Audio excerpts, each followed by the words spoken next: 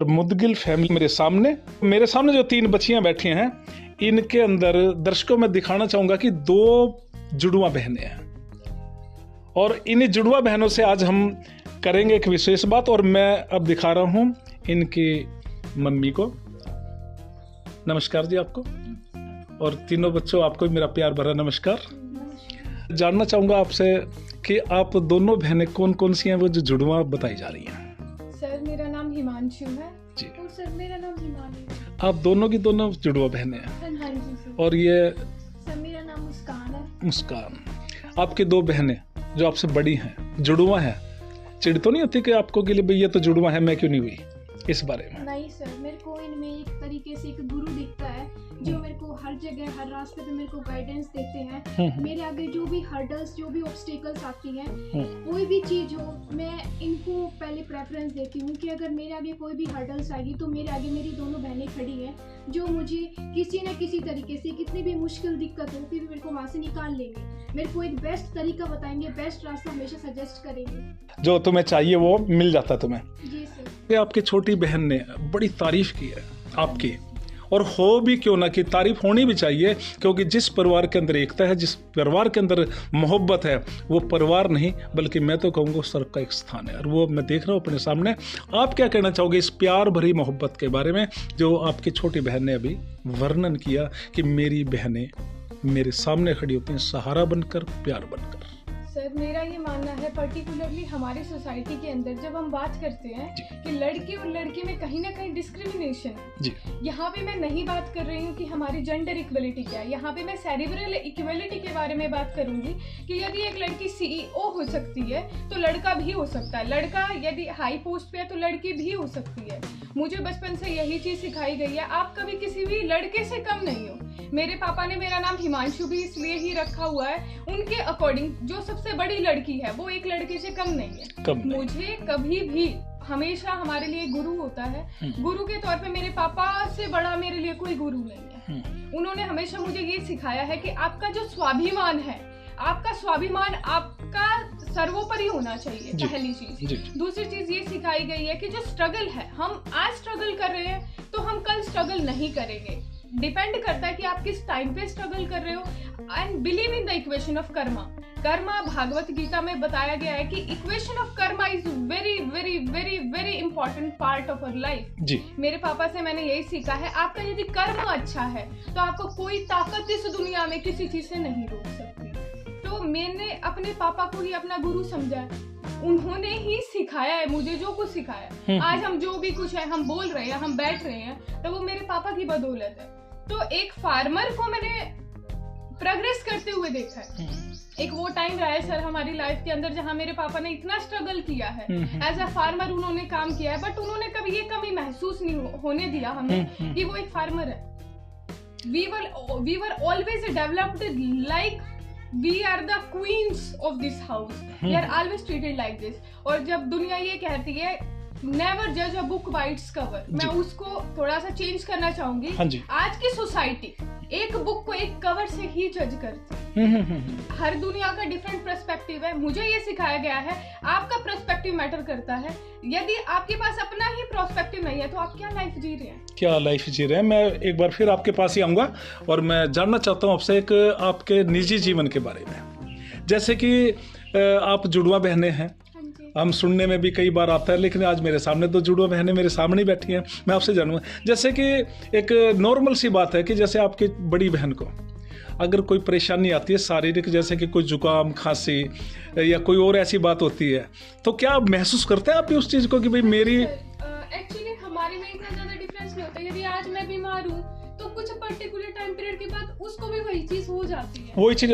मैं एक चीज़ और बताओ मेरे को कि जैसे कि आपकी बहन बहादुरगढ़ में नहीं है, आप बहादुरगढ़ में हो, वो रोहतक में है या दिल्ली में है, उनको वहाँ पे भूख लगाई और उनका दिल कर गया कि भी मैं कुछ खाऊं क्योंकि वो घर पे नहीं है, और उन्होंने वहाँ पे थोड़ी, मैं एक एग्जाम्पल गोलगप्पे खाए।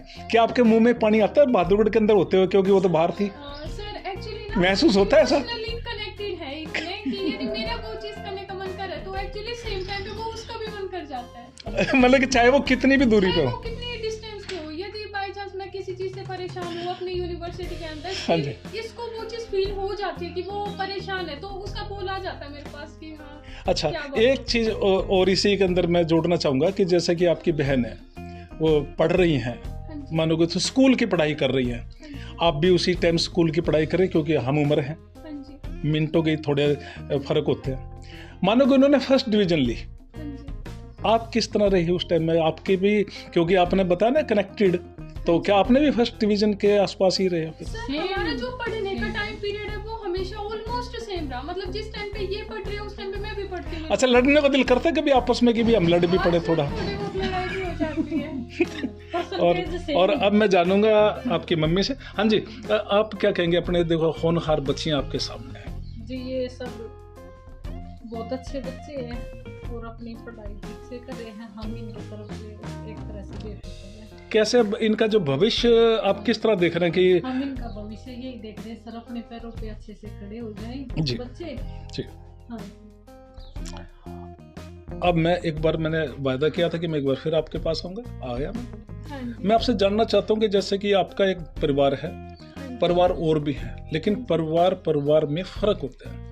आपने अभी बहुत बड़ी एक बात कही थी कि मेरे पापा ही मेरे लिए सब कुछ हैं, क्योंकि वो हमारा हौसला बढ़ा रहे हैं, हमारी केयर कर रहे हैं। लेकिन मैं कुछ बच्चों को देखता हूँ, उनमें लड़के भी हो सकते हैं, लड़कियां भी हो सकते हैं, जो अपने माँ बाप की बेइज्जती करते हैं, उनका कोई सम्मान नहीं करते, उनके खिलाफ चलते हैं, उनको रुसवा करते हैं, कदम उनके जो है इतने गलत चले जाते हैं। उन बच्चों को क्या आप एक संदेश देना चाहेंगे कि वो भी अपने माँ बाप की कदर करें, क्योंकि माँ बाप भगवान से कम नहीं? सर, मेरा ये मानना है, हमारे यदि आप ये एक्सपेक्ट कर रहे हो कि आपके माँ बाप से बढ़ के कोई है, तो आपसे ज्यादा मूर्ख इस दुनिया में कोई नहीं है। एक माँ आपको 9 महीने अपने गर्भ में रखती है, माँ को ये फिक्र रहती है कि मेरा जो बच्चा है वो बैठ के खाएगा कैसे। उसको सिर्फ एक ही कदर रहती है कि वो खाना सही से खा रहा है, वो उठ रहा है, वो बैठ रहा है। उसको सिर्फ उस टाइम की पड़ी होती है। अपनी माँ को जो है इतनी केयर होती है कि आपको पर्टिकुलर टाइम में आपका बच्चा खुश है। लेकिन एक पिता जो होता है वो हमारी लाइफ टाइम की सारी चीजों को देखते हुए फिर हमें आगे बढ़ाता है। माँ सिर्फ देखती है कि मेरा बच्चा खुश है, मेरा बच्चा ने खाना खाया नहीं खाया, लेकिन एक पिता ये देखता है हमेशा क्या मेरा बच्चा उस रोटी के लायक है जो वो पूरी जिंदगी अपनी स्पेंड करने वाला है, क्या वो इंडिपेंडेंटली कर पाएगा। तो एक माँ और बाप से बेहतर मैं, यदि कोई भी ऐसा व्यक्ति है जो ये सोचता है कि हमारे माँ बाप से गलतियां होती हैं, सर मेरा एक मानना है कि जनरेशन गैप है। मैं बिल्कुल मानती हूँ आज के जनरेशन के अंदर और उनके जनरेशन में जनरेशन गैप है जी। सोच में फर्क है, लेकिन दोनों का जो डायरेक्शन होता है, everything rotate around you only. उनकी सारी चीजें आपसे ही है, आपके चारों तरफ ही घूमते हैं, वो आपका बेटर ही चाहते हैं।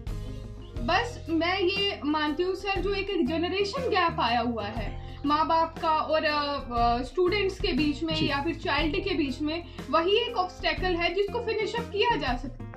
ये मैं कुछ न कुछ पेरेंट्स को भी बोलना चाहूंगी कि कम्युनिकेशन बहुत ज्यादा जरूरी है। यदि आप अपने बच्चे से प्रॉपर्ली कम्युनिकेट नहीं कर पा रहे हो, आप उसको पर्टिकुलरली पूछ नहीं रहे हो, शाम को आपका इतना बिजी स्केड्यूल है, मैं बिल्कुल अप्रिशिएट करती हूँ। यहाँ पे कुछ ऐसे भी पेरेंट्स होंगे जिनको बिल्कुल भी अपने बच्चों के लिए टाइम नहीं मिलता। येट मेरी उनसे भी एक रिक्वेस्ट रहेगी, पूरे दिन में से आप एटलीस्ट हाफ एन आवर अपने बच्चों के लिए निकालिए। पूरे दिन उनसे पूछिए कि आपको क्या प्रॉब्लम है, क्या आज आप जहाँ पे हो क्या आप ठीक हो। वहीं पे मैं स्टूडेंट्स से या फिर चाइल्ड से ये एक्सपेक्ट करती हूँ, माँ बाप कभी गलत नहीं हो सकते। माँ बाप कभी भी गलत क्या बात आपने कही कि माँ बाप कभी गलत नहीं हो सकते। आपकी अभी इस बहन ने एक बात कही कि माँ बाप कभी गलत नहीं हो सकते, लेकिन मैं फिर वही सवाल मेरा दोहरा रहा हूँ मैं कि कुछ बच्चे अपने माँ बाप को ही गलत ठहरा देते हैं और उनको ये यहाँ तक कह देते हैं कि तुम क्या जानते हो। उसके बारे में आपकी क्या राय है? सर मैं तो बस एक यही बात कहना चाहूँगी कि जो जनरेशन गैप है ना पेरेंट्स और चाइल्ड के बीच में, ये सबसे बड़ी मिसअंडरस्टैंडिंग कर देता है। और बच्चों को ये बात समझनी चाहिए कि पेरेंट्स जो होते हैं उनका सोचने का तरीका कोई 1% गलत हो भी जाए, पर उनका बच्चों के लिए इरादा कभी भी गलत नहीं हो सकता। अब भी देखो, आपकी सबसे छोटी बहन ने कहा कि माँ बाप का इरादा कभी अपने बच्चों की तरफ गलत नहीं हो सकता। और मैं अब घूम के आ रहा हूँ आपकी फिर एक बार मम्मी के पास।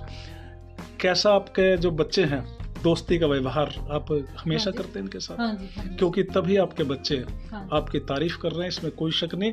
और हाँ। तारीफ होनी भी चाहिए उन माँ बापों की कि जो हमेशा अपने बच्चों का एक भविष्य संवारते हैं और हमेशा अपनों से भी ऊंचे ले जाने की कोशिश करते हैं। बात कहना जी। चाहूंगी कि मैं ये कहना चाहती हूँ, क्यों डरे जिंदगी से, क्यों डरे जिंदगी से, कुछ ना सही तो कम से कम तजुर्बा तो होगा। तो मैं ये बात कहना चाहूंगी सभी बच्चों से कि जितना हो सके ना उतनी मेहनत करो, अपनी जिंदगी में अनुशासन, डिसिप्लिन मेंटेन रखो, कंसिस्टेंसी, स्थिरता बनाए रखो, परसिवरेंस, दृढ़ता बनाए रखो। आपको जरूर बिल्कुल ऐसे श्योरिटी है लाइफ में कि आपको सक्सेस जरूर मिलेगी। अगर आपको सक्सेस नहीं मिली तो आपको उस फेलियर से तजुर्बा जरूर होगा और वो आपको कहीं ना कुछ स्थान जरूर देगा। आप भी कोई शेर सुनाओ ना, आपकी छोटी बहन ने भी एक शेर सुनाया है। सूरज अभी डूबा नहीं, तुम शाम तो होने दो, मैं खुद लौट जाऊंगा, मेरा नाम तो होने दो, मुझे बदनाम करने का बहाना ढूंढता है जमाना, अरे मैं खुद हो जाऊंगा, मेरा नाम तो होने दो। मेरा नाम तो होने दो।